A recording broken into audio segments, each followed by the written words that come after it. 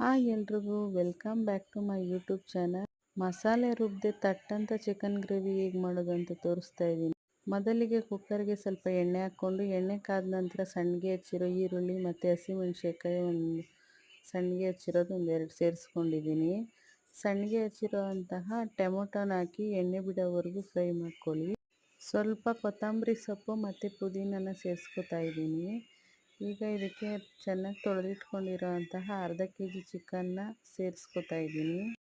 1/4 spoon ಅರಿಶಿನ ಪುಡಿ, ರುಚಿಗೆ ತಕ್ಕಷ್ಟು ಉಪ್ಪು ಹಾಕಿ ಸ್ವಲ್ಪ ಕೈ ಆಡಿಸಿ ಒಂದು ಬೌಲಿಗೆ 1 spoon chicken masala, 1/4 spoon garam masala, 1 spoon ಖಾರದ ಪುಡಿ, 1 ಸ್ಪೂನ್ ಧನಿಯಾ ಪುಡಿ ಹಾಕಿ ಒಂದು ಒಳ್ಳೆ ಪೇಸ್ಟ್ ಮಾಡ್ಕೊಳ್ಳಿ.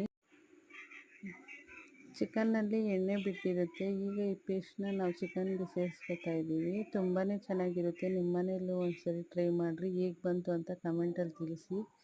ಈಗ ಕುಕ್ಕರ್ ಮುಚ್ಚಳ ಮುಚ್ಚಿ 2 ವಿಸಲ್ ಕೂಗಿಸ್ಕೊಂಡ್ರೆ ತಟ್ಟಂತ